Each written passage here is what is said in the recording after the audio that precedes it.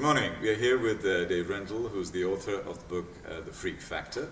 He's just come out from a wonderful session and presentation at the American University of Dubai, and we're privileged to have him here. So we get a few minutes with Dave talking about what is the freak factor. Can you explain it in brief terms? Yeah, the simplest explanation that I use is I spent my whole life getting in trouble because I couldn't sit still, be quiet, and do what I was told.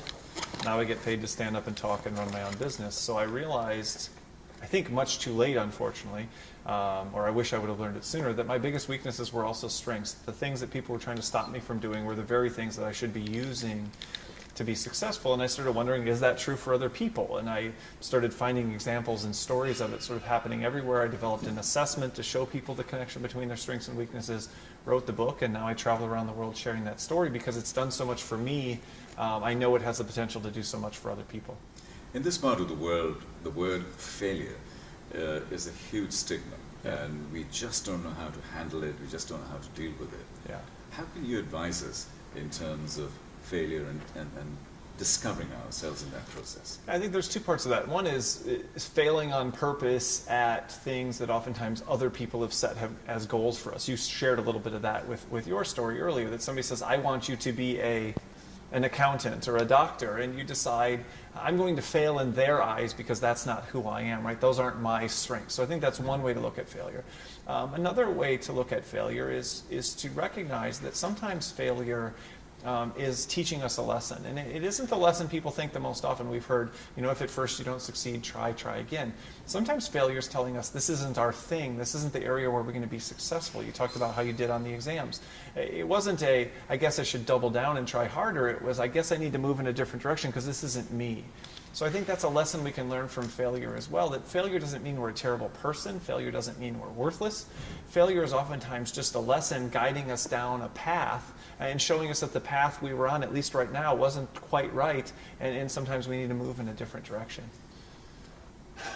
Well, I think too often we've sort of been taught in life that we shouldn't be telling our story, that our story isn't really our story. It's us walking through the pages of a story that our parents are trying to write for us, that our company is trying to write for us, that our society is trying to write for us. So I think the first thing for people to get comfortable with is that we have a story, and that is a story worth telling, and that story might benefit other people, and that as you said earlier, there's highs and lows to that story. There's failures in that story. But those failures are not only helpful to us. If we share those, it can be phenomenally helpful to other people, and that oftentimes the way we build rapport between us and other people is to admit our vulnerabilities, is to admit our weaknesses. I think the story that a lot of entrepreneurs try to tell is oftentimes, look what I succeeded at, here's how I did it, if you do things the same way, you'll end up at the same point. Instead of saying, here's all the mistakes I made, here's all the failures I had, here's all the ways in which I'm not the perfect person for doing this, and here's how I resolved those issues.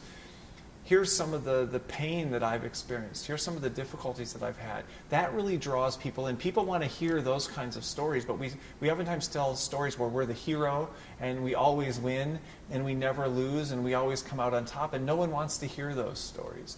People learn from stories in which there's challenge and there's overcoming and there's difficulty.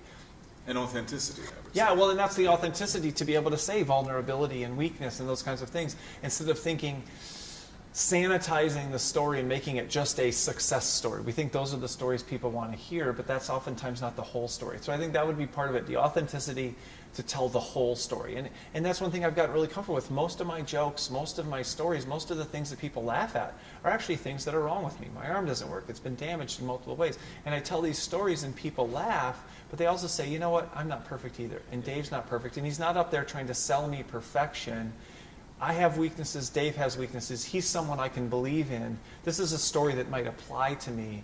I tell the whole story now, whereas initially that's not sort of your tendency, that's not the natural way to go about things. Thank you very much indeed. Thank you. Real pleasure. Yep. The focus on adding value. I mean, it's apparent, we're in the UAE, we obviously understand